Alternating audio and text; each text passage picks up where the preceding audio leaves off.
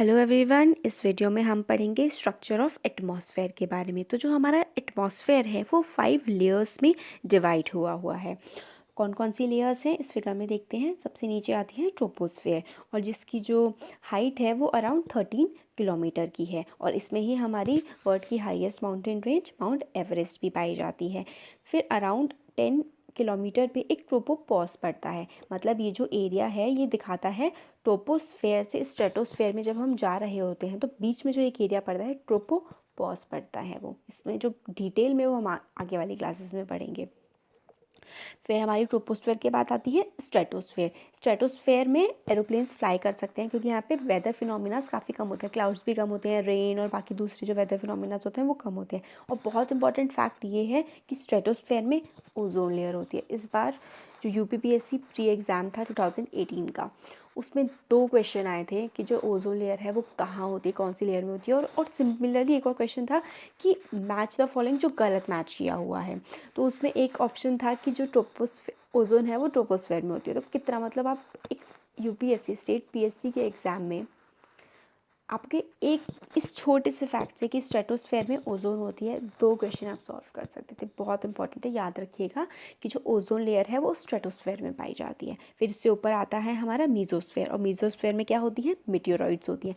कभी शायद आपने रात में देखा होगा जब बहुत ही क्लियर स्काई होता है, राजस्थान में काफ़ी देख सकते हैं, जब स्काई क्लियर होता है तो ऐसा एक स्ट्रीक ऑफ लाइट आती है जैसे कि तारे टूट रहे हो, जिसको आप बोलते हैं ना तारे टूट रहे हैं, वो मिटियोर शार होता है। तो वो कौन मिटियोर्स कहाँ पे पाई जाती हैं, मीजोस्फेयर में। मीजोस्फेयर के ऊपर होता है थर्मोस्फेयर, ये इसमें आयंस वगैरह होते हैं। आयनोस्फेयर भी इसी वाली लेयर में होता है, रेडियो कम्युनिकेशन के लिए भी इसी लेयर का हम यूज़ करते हैं। और सबसे ऊपर होती है एक्जोस्फेयर। एक्जोस्फेयर वाली जो लेयर है वो काफ़ी ज़्यादा थिन होती है, और इसमें हाइड्रोजन और हीलियम के पार्टिकल्स काफ़ी दूर दूर पाए जाते हैं। तो कौन कौन सी 3 लेयर्स, 5 लेयर्स पढ़ी है हमने, ट्रोपोस्फेयर, स्ट्रेटोस्फेयर, मीजोस्फेयर, थर्मोस्फेयर और एक्सोस्फेयर। तो अब वैसे मैंने आपको सब कुछ बता ही दिया है। ट्रोपोस्फेयर 13 किलोमीटर तक एक्सटेंड करती है। रेनफॉल, फॉग, हेल स्टॉर्म, जितने भी जो हमारे वेदर फिनोमिनास है ना, हमारी बारिश पड़ना है ना, और फॉग आना, हमारा जो कोहरा आता है, हेल स्टॉर्म मतलब बारिश की बजाय अगर बर्फ़ गिरने लगे तो वो होती है हेल स्टॉर्म। ये सारा जो फिनोमिना होता है ये ट्रोपोस्फेयर में होता है। फिर स्ट्रेटोस्फेयर जो एक्सटेंड करती है वो 50 किलोमीटर्स तक एक्सटेंड करती है, और ये इसमें क्लाउड्स और बाकी दूसरे वेदर फिनोमिनाज जैसे बारिश हो गया, फॉग आना, ये सब नहीं होता है, इसलिए एरोप्लेन्स इसमें ईजिली उड़ सकते हैं। और ओजोन लेयर भी इसी में स्ट्रेटोस्फेयर में पाई जाती है। ओजोन लेयर हमें प्रोटेक्ट करती है हार्मफुल यूवी रेज ऑफ सन से। मीजोस्फेयर में 80 किलोमीटर तक ये एक्सटेंड करता है, और मीटियोराइट्स इसी में बर्न होती हैं इसी लेयर में। और थर्मोस्फेयर जो है इसमें क्या होता है, टेम्परेचर धीरे धीरे काफ़ी ज़्यादा बढ़ जाता है। और इसमें जो आयनोस्फेयर एक लेयर है वो एग्जिस्ट करती है, और इसी की वजह से हम लोग रेडियो कम्युनिकेशन कर पाते हैं। और इसके जो एक्सटेंशन है, हाइट है, वो 80 किलोमीटर से लेकर 400 किलोमीटर तक है, और रेडियो कम्युनिकेशन में हेल्प करती है। रेडियो वेव्स जो है यहीं पर से इसी लेयर पे से थर्मोस्फेयर में से रिफ्लेक्ट होकर वापस आती हैं अर्थ में। एक्सोस्फेयर अपर मोस्ट लेयर है, ये काफ़ी ज़्यादा पतली होती है, और हाइड्रोजन और हीलियम के जो गैसेज हैं वो फ्लोट कर रही होती हैं, बह रही होती हैं एक्सोस्फेयर में। अब वेदर और क्लाइमेट, वेदर और क्लाइमेट का फिनोमिना बहुत ज़्यादा इंपॉर्टेंट है। वेदर का मतलब क्या होता है, वेदर आप डेली का डेली जो आप देखते हैं, आज वेदर कैसा है, हॉट है, बड़ी गर्मी हो रही है आज, तो आज बारिश जैसा मौसम हो रहा है, आज ठंड हो रही है, आज नमी है मौसम में बहुत ज़्यादा। तो ये सब कुछ क्या है, ये एक वेदर फिनोमिना है। वेदर फिनोमिना जो होता है वो डे टू डे में वेरी करता है। इसमें मतलब ये बताया गया है कि आर टू आर, घंटे घंटे में वेरी करता है। सुबह बहुत अच्छा मौसम होता है 6 बजे 5 बजे, फिर धीरे धीरे धूप होने लगती है, तो फिर वेदर चेंज होता है, कभी हवा बहुत अच्छी चलती है।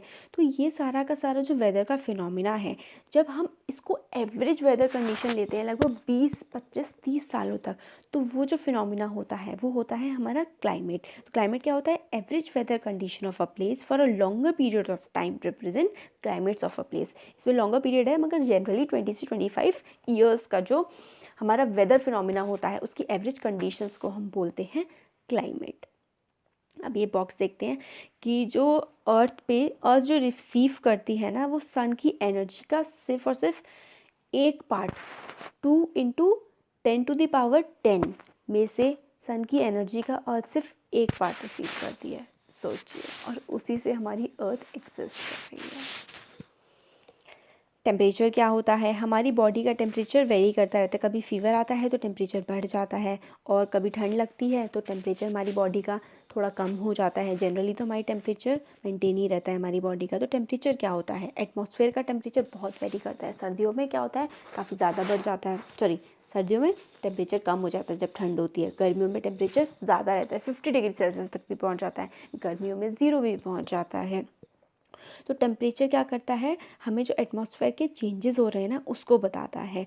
और कैसे वेरी करता है टेम्परेचर? और वैसे आप देखें तो टेम्परेचर की एक डेफिनेशन क्या होगी? Degree of hotness and coldness of air is known as temperature. हवा से ही हमें टेम्परेचर का पता लगता है कि हवा कितनी गर्म है, कितनी ठंडी है। तो degree of hotness and coldness of air is known as temperature. और टेम्परेचर जो है एटमॉस्फेयर का, वो डे टू डे में चेंज होता रहता है।